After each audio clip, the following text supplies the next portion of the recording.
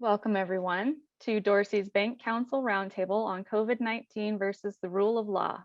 I'd like to introduce Tom Kelly, a partner in Dorsey's Finance and Restructuring Group. Tom? Good afternoon, everyone, and thank you for joining us. We are here to talk about COVID-19 versus the rule of law. We're going to look at 4 areas where there have been developments and stresses in the law resulting from the fallout from COVID-19. Our speakers today will be Dan Brown. Dan is a partner in our trial group, and he has spent much of the last year dealing with COVID-19 related issues, in particular force majeure clauses in contracts and business interruption insurance.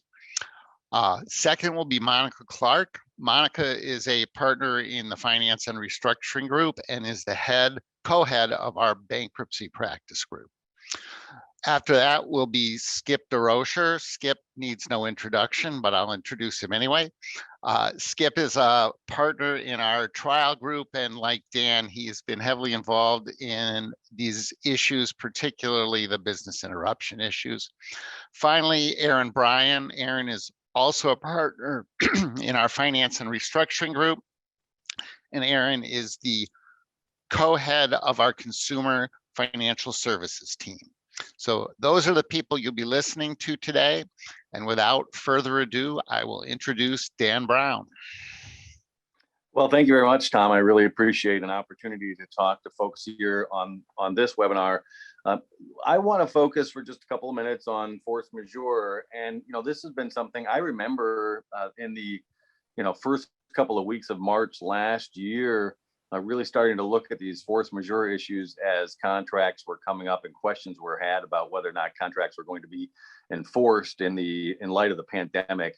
And obviously, as everyone on this call has experienced in some manner, this has really impacted almost every conceivable industry. And we've spent a lot of time at Dorsey, working with a whole raft of various industries, the travel and resort industries, even if it's something as simple as you had a conference you were going to go to, the retail industries, obviously food service industries, entertainment industries, ag and grocery supply was hit, especially in the beginning stages of this. And then even logistics providers and folks you might not think about, like even computer services folks, they get the downstream effects of these things when people are purchasing, the computer services, and it turns out they don't need them or need them as much because of what's happening in their own businesses. And then even things like alternative fuel. So it's been really impacting a lot of different places. And we're going to be focusing a little bit on, and Rima, if you'll go even one more slide forward here, we're going to look at this in a couple of different ways. And the first one is just to really reassure everyone that if you have been involved in force majeure issues and you're wondering whether or not there's any certainty in this, it really still is a case-by-case analysis for a lot of these. And there's a lot of different reasons why that's true. One of the main reasons why it's a case-by-case analysis for force majeure clauses is because there's a lot of different types of law, a lot of different sources that force majeure really refers to. And the first of those, of course, is contract provisions. And contract provisions can be all over the map.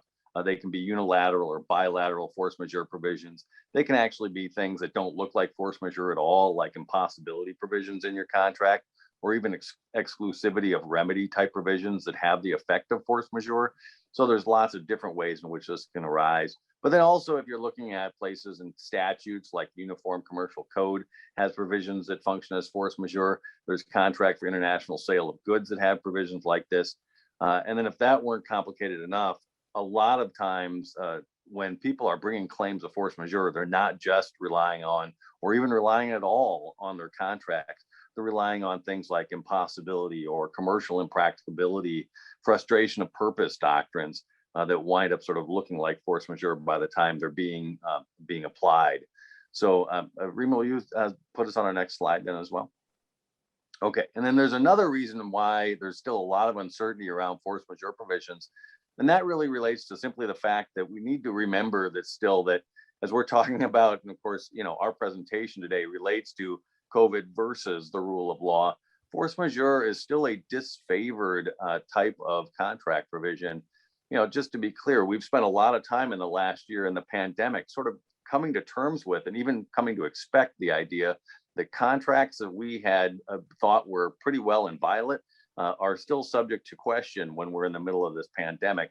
But, just because it's normal to ask whether the contract still applies doesn't mean that courts are eager to decide that the contract does not apply. So always remember, we're still talking about an excuse that's fundamentally outside of that contract. And what that means is that when you're making decisions about what to do in relation to either your own force majeure issues or when a counterparty is claiming force majeure, it's still going to matter what the facts are, what the judges are that you're going to draw, what that sense of equity is. And I'm going to say, we'll see this in one of our cases in a moment, it's still going to be very important not to be overreaching and not to let your counterparties overreach on what you're trying to claim in a force majeure. Rima, will you go to the next slide for me? All right, so what we're going to do this afternoon in the quick couple of minutes that I've got with you folks is we're just going to look at 3 quick case studies. These are all cases that have come out of the New York in the last little bit here between February and March here. We've been looking at these cases, and it's 3 good examples of just how uncertain, even within single cases, a force majeure application can be. And as you can see, we're looking at a case in which, for instance, in this Rudolph case, we'll look at in a minute here, there was a judge that actually excused some of the performance under the contracts, but not other performance under the contract. And there were reasons for that. And then you've got 2 similar cases, but not identical cases, in which a tenant was excused the performance for arrears and rent, and a separate case in which a tenant was not, in fact, excused for the arrears and the breach of the contract that had arisen as well. So let's take a look at those 3 cases real quick. Rima, if you'll take the next slide. Excellent. All right, so first of all is the Rudolph v. United Airlines Holdings case.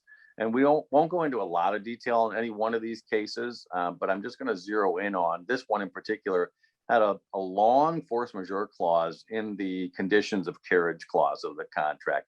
And United Airlines had been canceling flights, but not all flights, but they had been canceling some of their flights. And they were trying to convince passengers that passengers were only entitled to sort of a credit toward a future flight instead of a actual refund of the amounts that were paid. They were relying on this force majeure provision, and I've highlighted in A, C, and G here some of the terms that seem to be the most helpful to United Airlines. Any condition beyond United's control, any government regulation, demand, or requirement, or any event not reasonably foreseen, anticipated, or predicted by United. If you were picking up your contracts and looking at any of these 3 terms, you might be thinking in the first moment, this sounds like a pretty good case for applying force majeure in those instances. In fact, however, the court was quite skeptical of the ability to use those terms the way they sounded on the page. Rima, if you'll take the next slide for me. The court emphasized that it wasn't enough to actually have experienced the events that were in those force majeure clauses, but you needed also to have a direct and proximate causation between those events and then the actual results of canceling the flight. And the plaintiff in the case against United Airlines claimed that really it wasn't the events themselves, but rather United Airlines, quote unquote, economic motivation that had caused United Airlines to cancel some flights, but not other flights. And so because there was some choice that was involved in which flights to actually fly, the court decided that that didn't feel like causation was being satisfied at that point. Then the other problem that United Airlines had was that in their carriage conditions, they actually have other provisions like schedule change provisions and irregular operations provisions that seem to provide different remedies for the same events. And so we wind up in a stage where the court was trying to make sense of a rather complicated contract there. So what winds up happening in that case is the court denies summary judgment for United Airlines on most of its cancellations. And so it says that the airlines is not allowed as a matter of law to refuse to refund amounts to those passengers. But then interestingly, we have a small subset of the contracts in which there were trips, for instance, to Costa Rica, which had closed its borders. And in that case, the court actually granted summary judgment as a matter of law and said that United Airlines was excused from actually refunding those ticket prices to those customers. And the important point here is that what you see is there's a spectrum between the very most impossible performance that you could possibly have, something where it's literally impossible to fly into Costa Rica, And then on the other hand, you've got a lot of opportunity for, decision making and attempts to perform. And so the more impossible you are, the more likely you are to have that force majeure. The less impossible you are, the more likely you are to have a court look at you and say that you're not going to be excused from the contract. Rima, will you take the next slide? Okay, then we look at another case. This one is a tenant case, and I'm going to let you all guess at what the most important fact in this entire case is. It might actually be in the title of the case, in my opinion. It's a case involving a landlord and then an entity called Brooklyn Babies. There's your hint, and toddlers. The fact of the matter is, this is an equity case, right? This is one in which the tenant in this instance is trying to get out from underneath being charged for arrears and rent. And it's Brooklyn Babies and Toddlers. It's a very short opinion. And what winds up happening is the court does wind up saying that the tenant was not required to repay the $93,000 in rent arrears. Interestingly, there was no force majeure provision at all in the lease. And so the court was applying the doctrine of impossibility and decided that the government shutdown was unforeseeable. And hold on to that thought for a moment. But the government shutdown was unforeseeable and could not have been built into the contract. And on that basis, the court did find that the performance was excused. Let's contrast that with our last case. Rima, if you'll forward the slides again for a moment, which is Gap Inc. And Gap Inc. is suing its Manhattan landlord based upon lease obligations. And the lease does contain a force majeure clause in this instance, but curiously, both parties appeared to agree it did not apply. And I think the reason that the Gap said it didn't apply was because the Gap wanted something a lot larger than what the force majeure provisions would grant Gap in this instance, because Gap was actually trying to get out of the lease entirely as part of this. And we'll talk about that again in just a moment. But so instead of using the force majeure clause, the Gap actually sued under a lot of these alternative tort theories like rescission and reformation, or frustration of purpose, or impossibility, or unjust enrichment here. So let's take the next slide if we can, please. All right, and so what winds up happening actually is the Gap had been opening some of its stores, just not this particular store in Manhattan, and had been using even the subject property not to open it as a store, but for some of the curbside pickup activities. And then, as I mentioned, the Gap was trying to do too much with its force majeure argument. It was trying to rescind the entire lease rather than actually do anything, just like forgiving rent for a period of time. All right, so one more slide, if you would, please. So what happens in this particular case is the common law doctrine of impossibility or frustration of purpose requires that the events be wholly unforeseen, but the force majeure clause in that case had actually recited that one potential force majeure event would be governmental preemption of priorities or other controls in connection with a national or other public emergency. And sort of a bit ironically then, the court reasoned, look, your force majeure clause actually recited the possibility that the government would come in and shut something down in a national emergency. So it was foreseeable. It wasn't unforeseeable.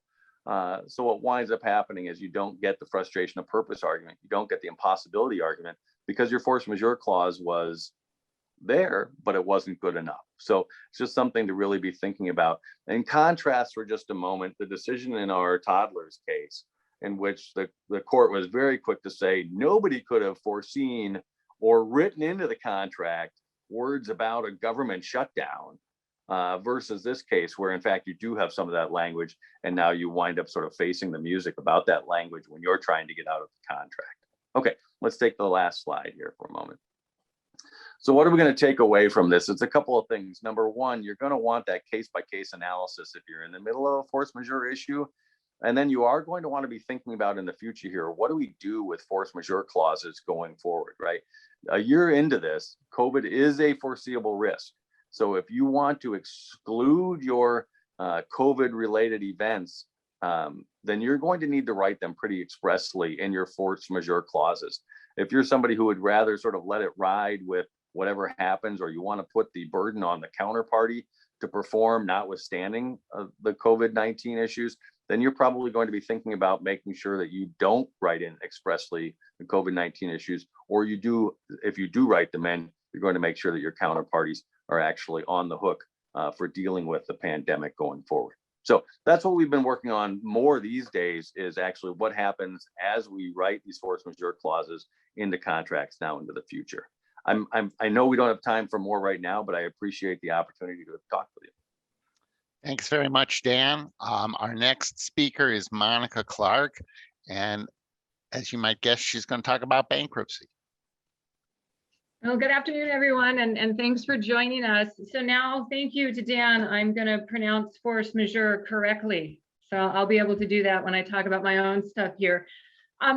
In a year full of a lot of astonishment, in the bankruptcy arena, we've had a lot of the same astonishment that Dan just talked about. So I'm going to start with the rule of law, and then we can talk about how that rule has effectively been bent over the last year and really, frankly, continues to be bent.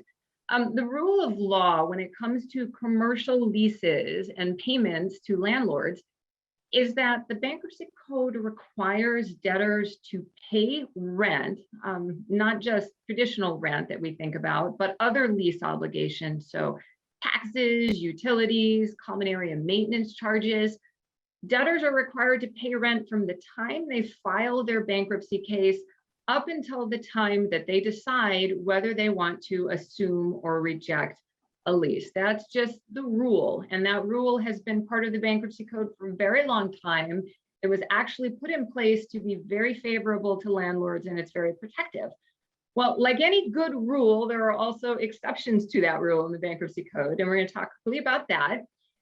Debtors get a grace period, and it's a 60-day grace period for payments of rent and other lease obligations that come due in those first 60 days after a bankruptcy case is filed, if a debtor can demonstrate cause. And a couple of things to note about that exception: cause is not defined in the bankruptcy code. It's a word that's used throughout the code. It's mostly not defined. And that's really great if you happen to be a debtor, because if there aren't any parameters for cause, you're almost always going to be able to show it.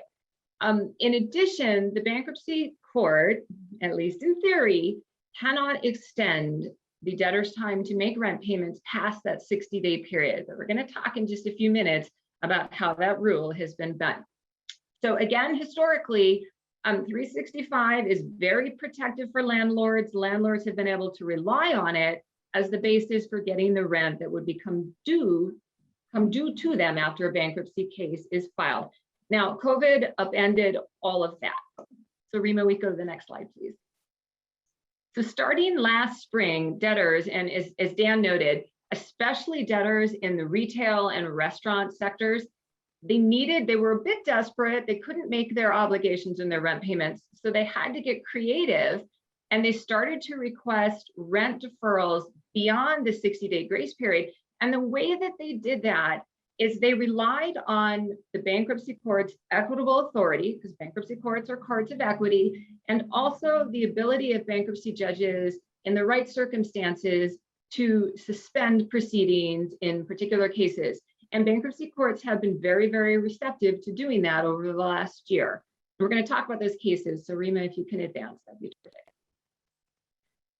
So these cases have created and coined some very weird phrases, and you'll see it at the top of your screen. Mothballing sounds like kind of an icky way when you think about, what mothballing means, and musty sweaters and drawers and all that stuff. But mothballing was a phrase that was coined in Modell's. The Modell debtors filed their bankruptcy cases on March 11th of last year. And coincidentally, it was a very terrible day to file bankruptcy cases, because it was the same day that the World Health Organization declared COVID a pandemic. So here you've got a group of debtors going in, filing bankruptcy cases, thinking that they're going to be able to conduct elaborate going out of business sales, and be able to wind up their operations. And all of a sudden, they're subject to a bunch of executive orders and restrictions, and they can't do any of the things that they contemplated when they filed their cases. So without an ability to cash flow, they asked the bankruptcy court to mothball their cases, to suspend them, so that they could delay their rent payments and effectively take a giant step back and decide what they were going to do with their bankruptcy cases. And the debtors relied on the sections that I just mentioned. the equitable authority of the bankruptcy court, and the ability of the judge to suspend the bankruptcy case. Rima, we can go to the next slide. And I will not read the statutory language, but I did include it on the slide so folks could see it if they were interested. The bankruptcy court agreed that it had the equitable authority to do this, and it suspended the case proceedings initially for about a month and invited the debtors to come back and to ask for a further extension. And that is in fact exactly what the debtors in Models did. They asked for a suspension of their rental obligations through the end of May, which was just a bit outside the 60-day period that I mentioned. You can imagine the landlords freaked out. All of the landlords objected, and over the objection of the landlords, the bankruptcy court granted that suspension. You can go to the next slide. So Pier 1 Imports, and I should have mentioned, Models was a bankruptcy case filed in New Jersey. Pier 1 is in Richmond, the Eastern District of Virginia. And it was actually filed a few weeks before Models, but on a bit of a different time frame. So about the same time that Models was filing the first suspension motion that I described, the Pier 1 Imports Court, which is a weird tongue twister there, asked the judge to suspend the bankruptcy proceedings in its cases and relieve it from paying rent. And the Pier 1 Imports Court did just that and actually relied on the Models decision in order to suspend those payments. And it's an interesting decision because the Pier 1 Imports Court looked at the statutory language and noted that the statutory language is very clear that debtors have to pay their rent payments, was very mindful of the congressional language, and at the end of the day said, well, yes, the language says what it says, the congressional history is clear, but there is no enforcement mechanism in the statutory language. So if debtors decide not to make their rent payments, the landlord is left with nothing more than an administrative expense claim. We can go to the next slide, Rima. And the bankruptcy court was very concerned with making sure that it did not elevate landlords over the other claimants in the bankruptcy cases. And there is a theme that comes through the decision. I included a quote on the screen. Basically, the court said, what am I to do? I have no feasible alternative. We need to give these cases an opportunity to work so that all of the creditors will be benefited. You can go to the next slide, Rima. So here, now I can say force majeure, and I know that I'm saying it correctly. It isn't just the bankruptcy code that debtors use when they try to get these rent accommodations. They also look to provisions in their leases. And I do want to talk about one interesting case out of Chicago. This is the Hits Restaurant Group case. So the debtor in Hits operated a restaurant. Almost immediately after it filed its bankruptcy case, the landlord stepped in with a motion, asked the bankruptcy court to order the debtor to pay rent. And the debtor said, wait a second, we have a force majeure clause in our lease. And that clause would give the debtor relief if there were government orders or governmental actions that prevented it from making its rent payment. Now, like all of us know who have lived through the last year, there were executive orders in place in Chicago, other restrictions that prevented the restaurant from hosting in-person dining, although the restaurant could continue to sell takeout, do carry out, that sort of thing. We can go to the next slide, Rima. So the bankruptcy court was asked to determine whether the force majeure provision in the lease whether the executive orders and the restrictions triggered the force majeure clause, and the bankruptcy court said, yes, absolutely it did. But the bankruptcy court fashioned a very interesting and I think equitable remedy. Rather than letting the debtor be fully relieved of its lease obligations and its rent payments, the bankruptcy court determined that the rent would be proportional in the sense that whatever the debtor could use of the lease space, whatever portion would generate revenue, that would be proportional to the rent that would be paid.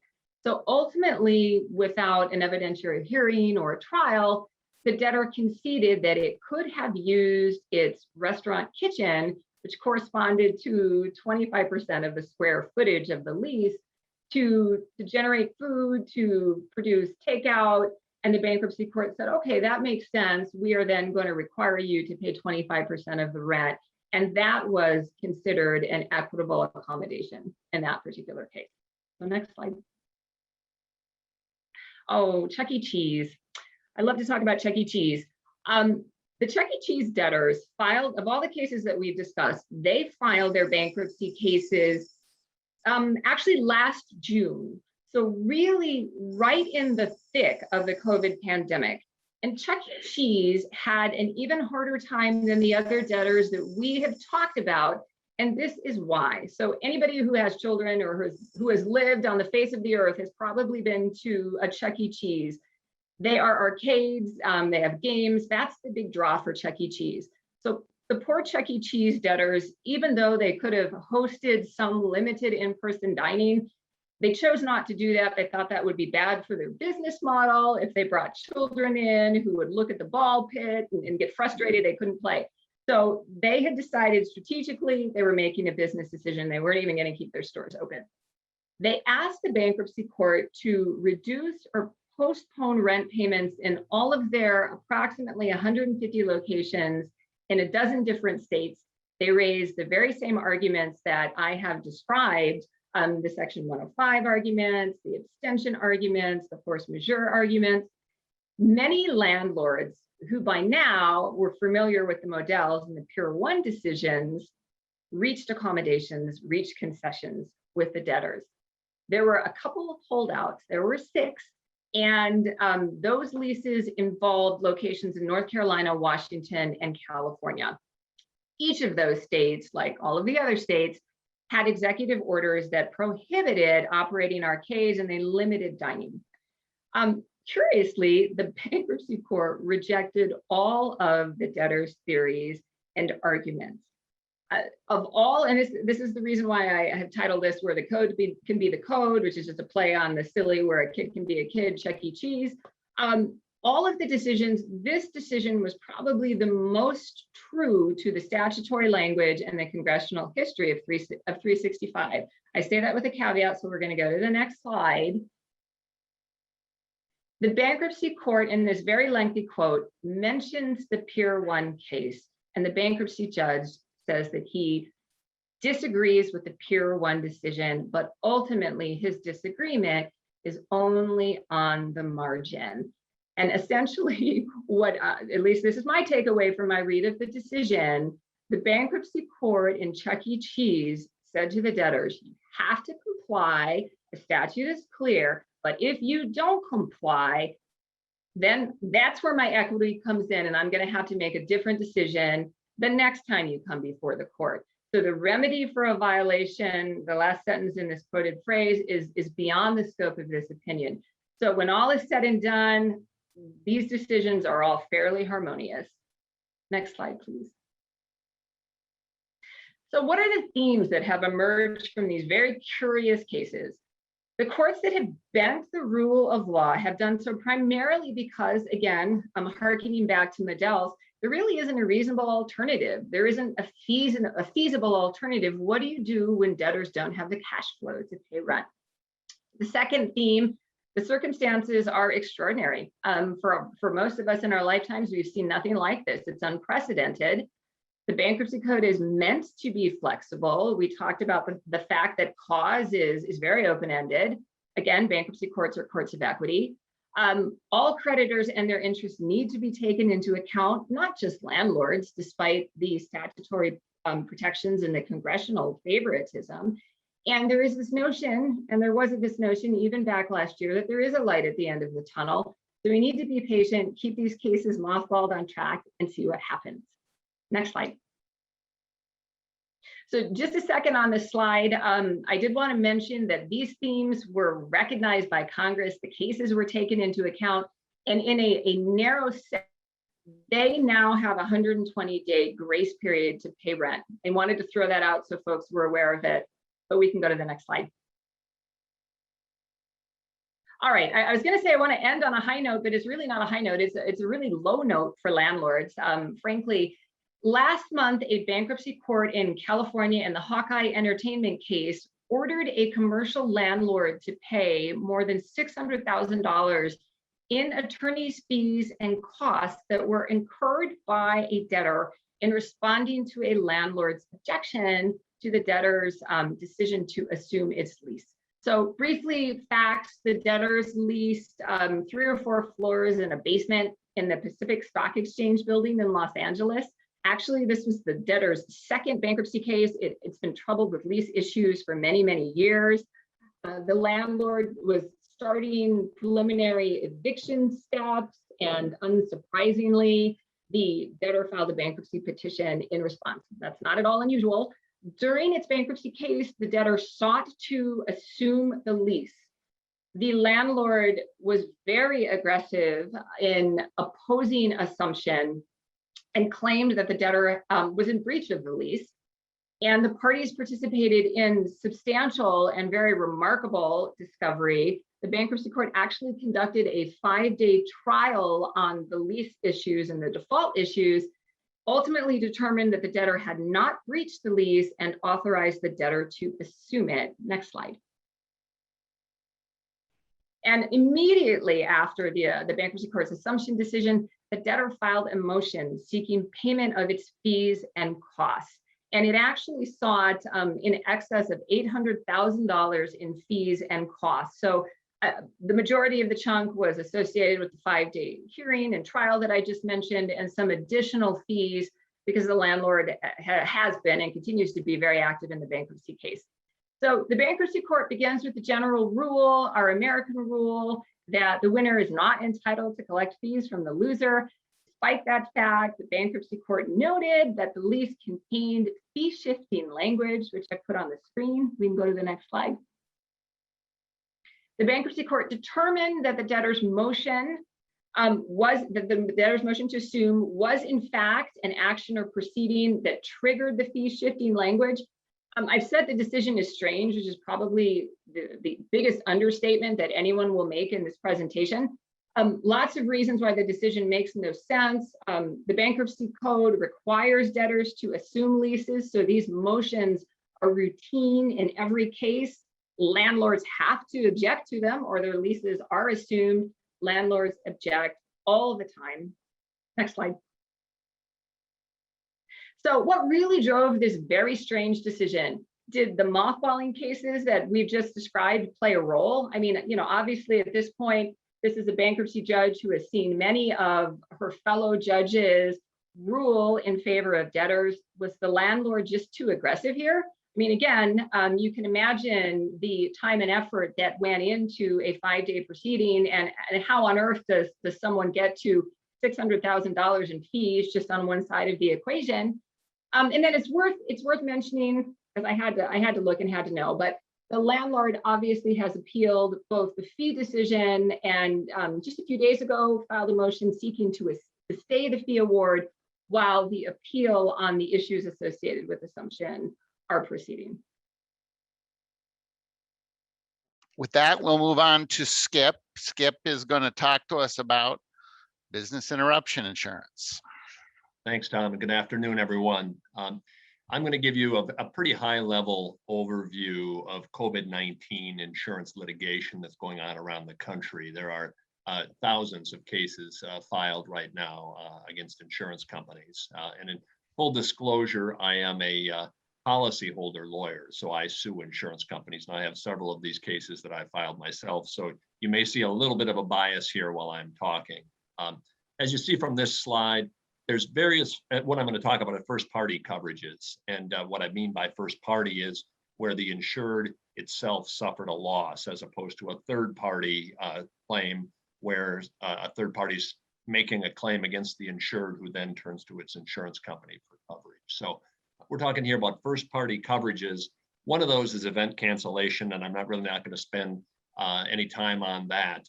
I will spend a little bit of time on the next two: communicable disease coverage, and then business interruption, which is also known as time element. Both communicable disease and business interruption coverages are found typically in a property insurance policy.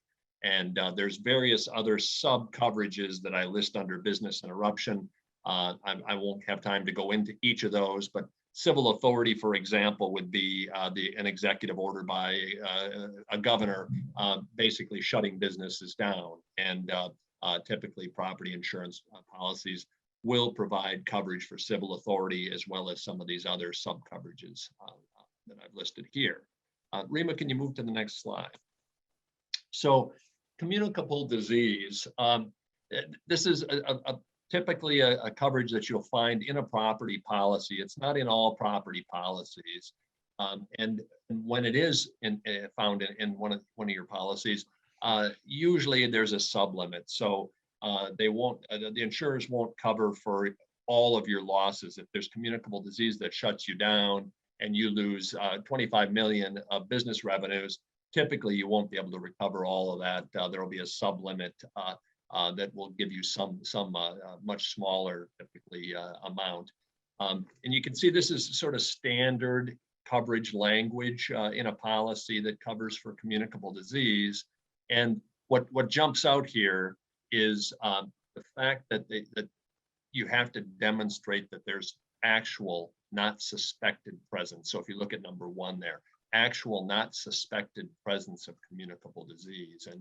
And so in the cases that we're seeing around the country, and we are seeing some there's a case recently filed by Caesars against its insurers, for its various casino locations.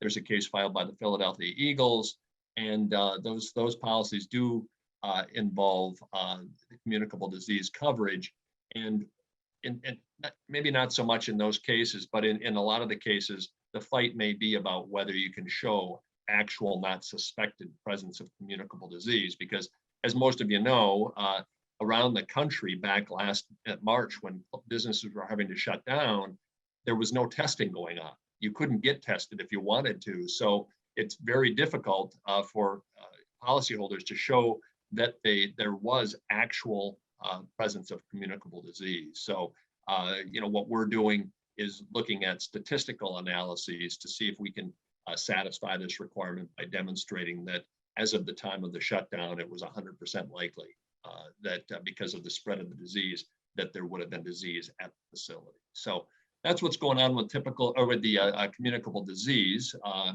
coverages. Rima, next slide. But where the real action is right now is on business interruption loss. And again, you find the business interruption coverage in your property policy.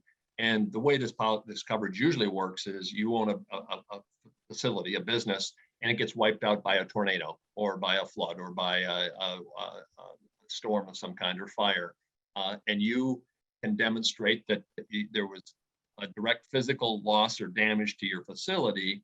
And what the insurance company agrees to do is to reimburse you for revenue loss as a result of that direct physical loss or damage to your structure. So as you can imagine, and just one more thing about these policies, these property policies are typically what are known as all risk policies. And as a policyholder lawyer, I love that term, all risk, because basically what they're saying is, insured, we're going to cover you for all risks of harm to your property unless there's a specific exclusion in our policy that carves out the coverage, a specific coverage. So what we see here are a couple of different arguments that are sort of building up in the cases around the country.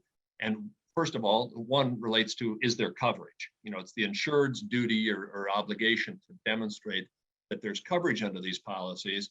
And where the insurance companies are really fighting this is that magic language I haven't read there, direct physical loss or damage.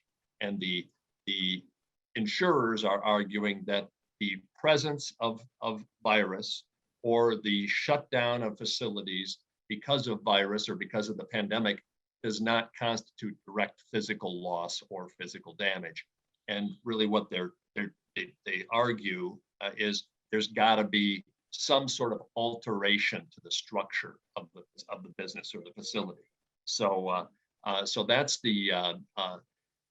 where the rub is. And insurance company or insureds are arguing really focusing more on the physical loss piece than the damage, although I've seen arguments and I've been making arguments as to both. But the argument on physical loss is a pretty straightforward one. You look up what does the word loss mean in the dictionary? Well, it means you're deprived of the use. It's one of the definitions. And so insureds are arguing, as a result of the pandemic, I lost the use of my facility for a period of time while we were shut down. And even after I opened back up, I wasn't able to use it as much or as fully as I wanted to.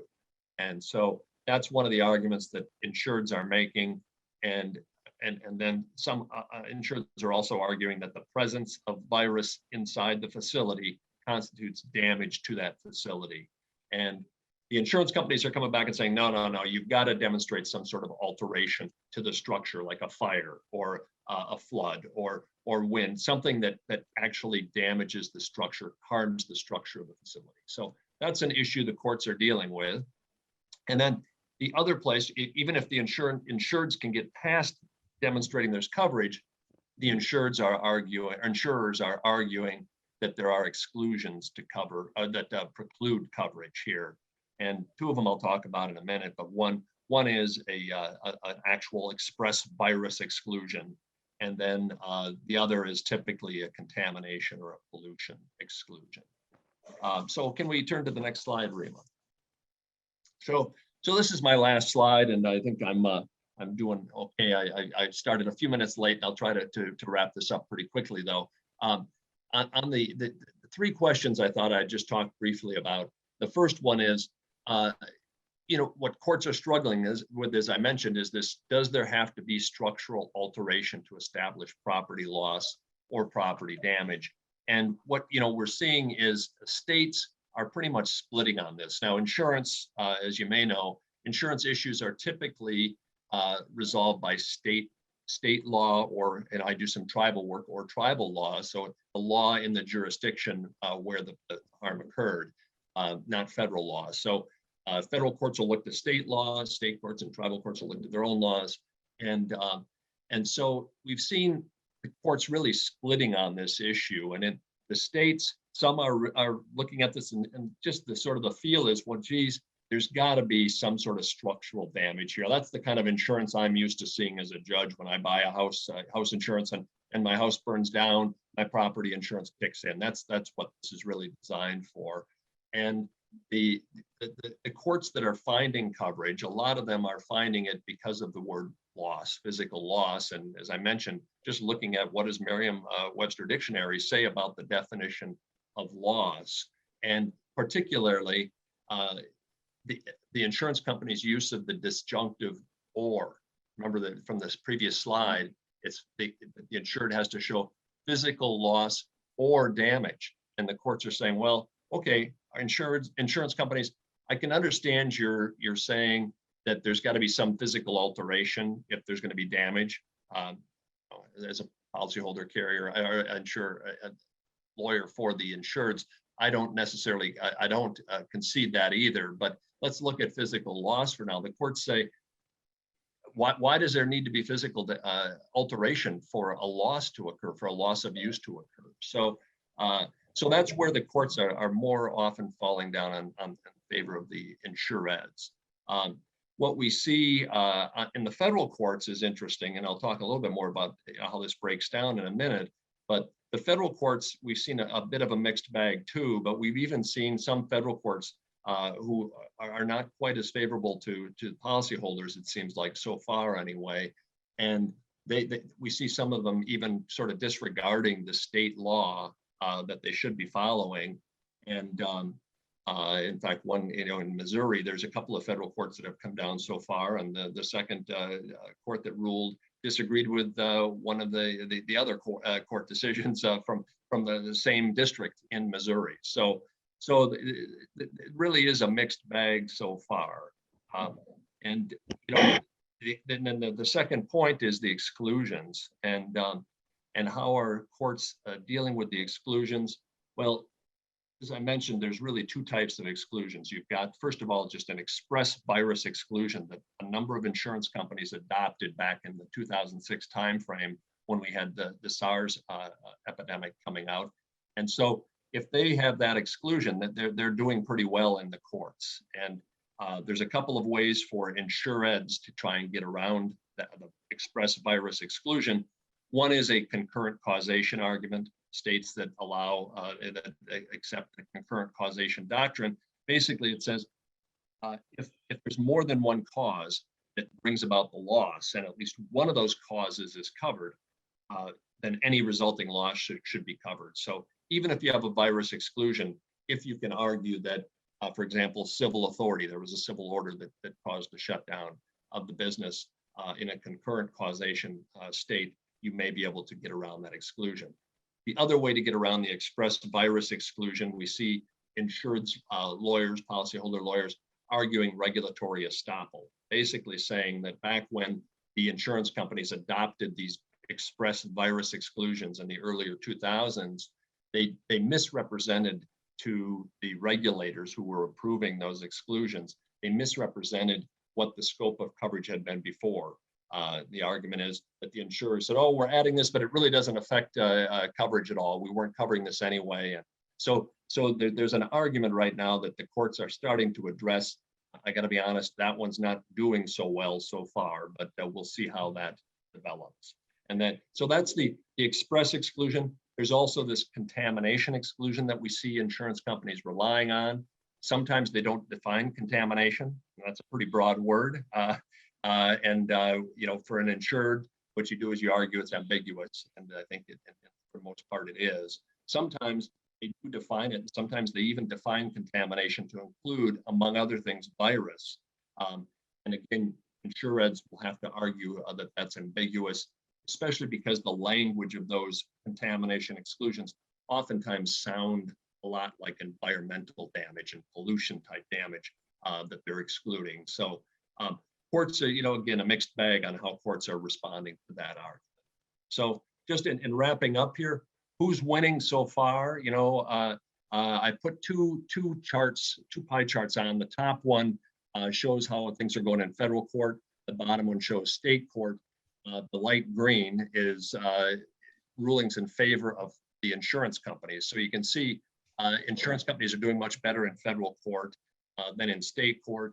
State court, it's about half and half. And I do want to tell you, these charts came from the University of Pennsylvania Law School. They do a litigation tracker, and that site didn't end up on this slide, so I apologize for that. But if you want to find this, you can go to the University of Pennsylvania Law School and you'll find it. So this is the way the cases are coming down so far.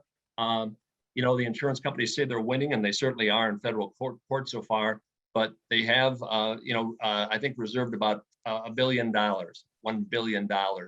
in reserves right now for these losses. And I think they've paid out about $300 million in claims so far. So this ain't over yet. And I think that in the insurance world, this will be going on for a long time, just like we saw years ago, breast implant litigation and asbestos litigation. I think we're going to see COVID-19 litigation going on for years to come. So that's it. I will turn it back over to Tom. Thanks, Skip. And last but not least, we have Erin Bryan. Erin's going to talk to us about mortgage servicing during COVID-19. Erin, go ahead. Thanks, Tom. And Rima, if you can advance, please. And one more. All right. So most of us in the US first learned about the novel coronavirus in January of 2020. And at that time, anyone outside of public health could not have predicted how the virus would come to dominate our lives and the economy. And of course, how many of us would lose loved ones as a result of this virus. And it was just a week after the White House had declared COVID-19 a national emergency that states began issuing stay-at-home orders, and some states began issuing foreclosure and eviction moratoriums. Shortly after that, the CARES Act was signed into law, and by April 3rd, US financial regulators had worked to issue a joint statement on supervisory and enforcement practices regarding mortgage servicing rules in response to the COVID-19 emergency and the CARES Act. It's worth remembering how quickly these events transpired, because the speed of the governmental responses both mitigated much of the economic harm for many families, but also worked as a blunt instrument, leading to confusion for the mortgage industry that might have been prevented if a national economic crisis plan had existed prior to the outbreak of the pandemic. Of course, hindsight is 2020. Next slide. And while there was initially some hope that the pandemic would be contained within weeks or months, by July, many states had reversed their reopening plans. As we all know, hospitality, entertainment, and restaurant workers were hit particularly hard. By mid-August, Pew Research estimated that 16% of US adults had experienced trouble paying their mortgage or rent, and approximately 4 in 10 US adults had reported a loss of jobs or wages in their household because of COVID-19.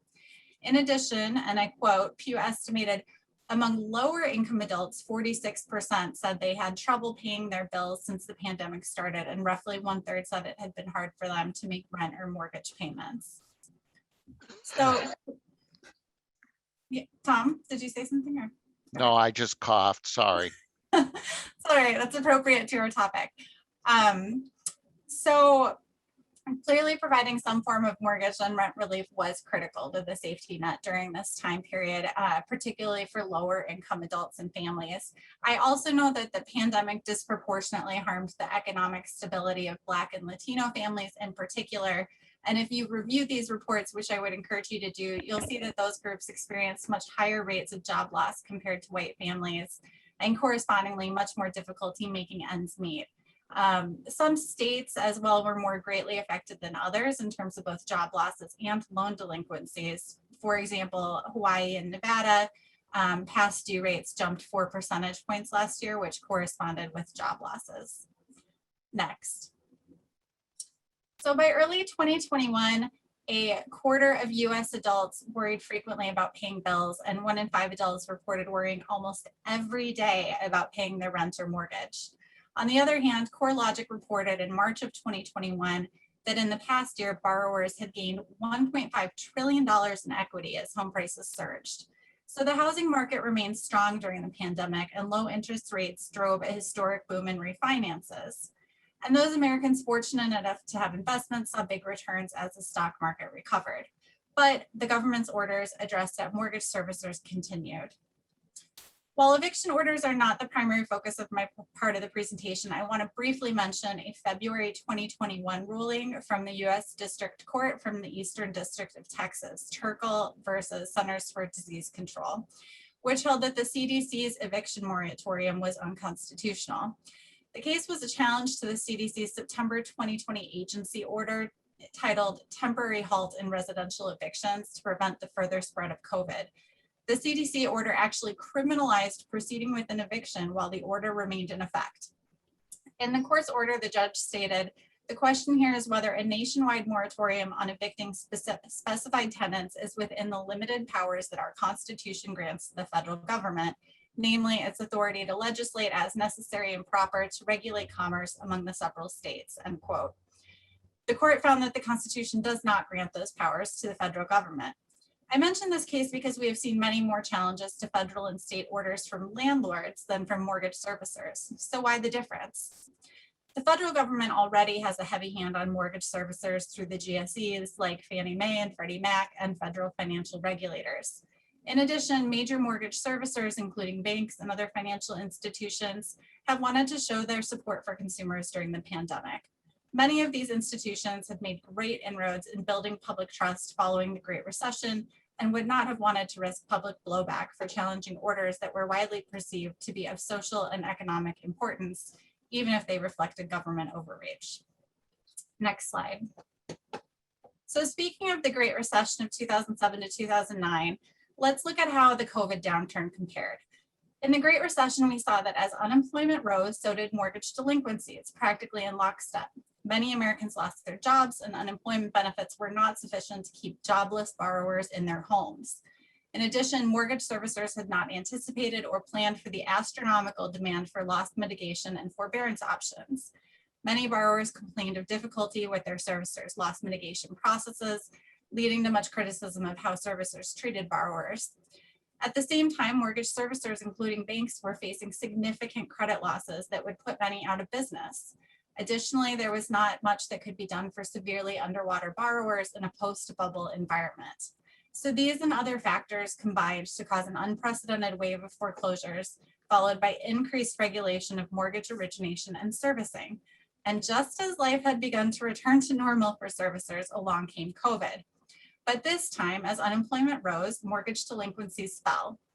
I think economists will continue to study this period for many years to come, but in my view, there are three key factors that made 2020 different from 2008 for mortgage servicing.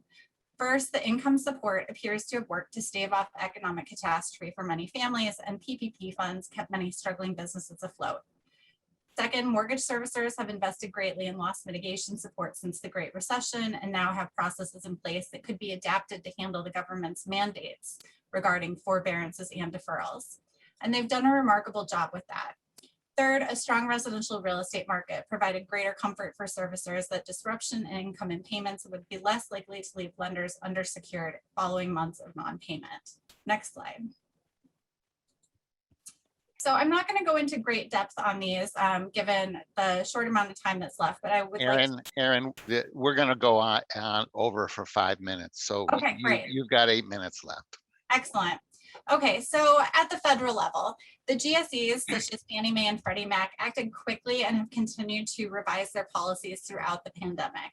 Some of their solutions were welcomed by the mortgage industry, including flexibility for newly originated loans and offering electronic substitutions for appraisal requirements on purchase and rate term refinances, pre-closing income documentation, and powers of attorney. They also acted quickly to implement moratoriums on single-family residential mortgage foreclosures and real estate owner REO evictions, and in requiring servicers of GSE loans to allow payment deferrals, forbearances, and extensions.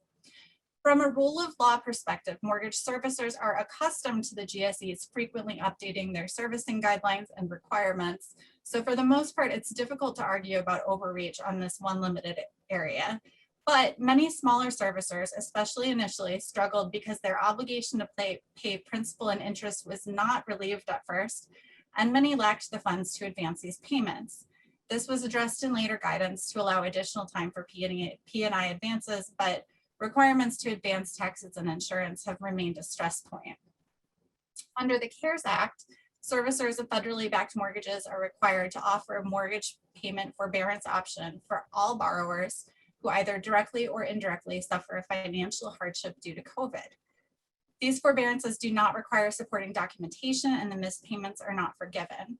Servicers must report consumers as current for the duration of the forbearance period for credit reporting unless the borrower was already behind on payments. For borrowers who were behind, the servicers must freeze the credit reporting as of the forbearance date. The CFPB wandered into the fray as well. For example, in April of 2020, the Bureau published COVID-19 related mortgage servicing rules, FAQs, and in June, it published an interim final rule under Regulation X regarding loss mitigation requirements during the COVID-19 emergency. The IFR temporarily permits mortgage servicers to offer certain loss mitigation options based on the evaluation of an incomplete loss mitigation application. Next slide, please. All right, now on to states. So some aspects of the state orders were a bit scary for servicers. The common trend that we saw in state orders was to bar evictions and foreclosures for some period and then to extend those orders periodically, and to recommend waiving fees among other concessions to borrowers. Of course, a recommendation from a state during a time of emergency may not feel like a recommendation as much as an order itself. The patchwork of orders created a compliance nightmare for some servicers, as many of you listening can attest. So I will briefly mention a few notable states. New York's order requires servicers of private mortgages to offer forbearances for residential mortgagors without capitalizing interest. Simple deferrals are not allowed unless the deferral does not result in any additional interest or fees being charged, and the borrower is not required to make an additional showing of hardship in order to qualify for additional deferrals. Oregon's order is incredibly broad and pertains to any servicers or banks regulated under Oregon law. It requires that servicers not treat residential mortgages as in default if the borrower has notified the servicer that they will not be able to make their monthly payment. Oregon also required servicers to provide written notice of borrowers' rights under the law by mailing a notice to all borrowers. The law is also unique in that it gives borrowers a private right of action for violations. California, in addition to foreclosure protections, also barred negative credit reporting and fees for borrowers requesting COVID relief. Fees that I might add are typically allowed by the underlying loan documents. Washington's order is notable for strongly encouraging servicers to waive fees during the pandemic, including late payment fees and even online payment fees. Next slide. So what risks are on the horizon? Well, there's a lot of optimism that the pandemic is waning. There are still risks. First, we do expect to see an increase in mortgage servicer litigation as it relates to implementation of the CARES Act, as well as potentially the assessment of fees that were prohibited under state orders, and investor disputes regarding the handling of loans during the pandemic. And also, LIBOR won't let us forget that it won't be here forever, though it's been a long goodbye. So notes with LIBOR indexes are poised to create a lot of headaches during the LIBOR transition. Similar to the post-Great Recession period, we can anticipate a lot of regulatory second guessing of COVID era procedures. We have a new CFPB director who has indicated a desire to be more hands-on with enforcement. When asked about his enforcement philosophy a few years ago, Director Chopra said, "You can't just solve things with money. You have to find the individual decision makers and executives and board members and seek dismissals of them sometimes. Sometimes you need to reform executive compensation or other compensation packages. Sometimes you need to look at fundamentally shutting down a business that's been poisoned by repeated law breaking. So buckle your seatbelts." And there's more. The high levels of forbearance may obscure the fact that a lot of borrowers would otherwise be delinquent right now. As federal relief runs out and forbearances expire, many servicers are bracing for a backlog of foreclosures and REO evictions that could overwhelm courts, vendors, and servicers. So it's a good time to check in with your third-party vendors, such as foreclosure firms, many of which may not survive once PPP funds have been exhausted. One such firm, the Philadelphia-based Phelan firm, closed its offices in October. Without a volume of foreclosure and bankruptcy cases, many of these specialized firms may be struggling to hang on, which could leave servicers scrambling for options once foreclosures resume. Similarly, many of us expect to see a spike in consumer bankruptcy filings, which require special treatment by servicers. And all servicers should be reviewing their compliance with credit reporting changes, since plaintiffs' lawyers are already beginning litigation over failure to comply with COVID orders. And finally, if there are new variants, let's hope for the best. Next slide, please. All right, with 1 minute, this is my last slide, and I want to emphasize something here. The government's focus on mortgage servicers to me proves the importance of mortgage servicing to the economy. The staff at mortgage servicers have worked hard to adapt quickly to a changing environment and to do right by their customers, and those sacrifices should be recognized. Stay-at-home orders varied by state, but some operations had to be quickly transitioned to a remote environment. And as we look back at this past year, law departments should continue to review the adequacy of data privacy and cybersecurity measures in an increasingly remote environment and to plan ahead for the next pandemic. It is my hope that our governmental leaders will also plan ahead for the next pandemic or similar crisis and to involve all stakeholders in forming response plans. But requiring servicers to forbear is an incomplete solution, as we have learned. In future crises, the entire ecosystem must be considered from the start. That includes the borrowers, investors, third-party vendors, and servicers. It's not enough to require a servicer to forbear if that servicer must continue to advance taxes and insurance, for example. So a comprehensive solution would ensure that no player is overburdened.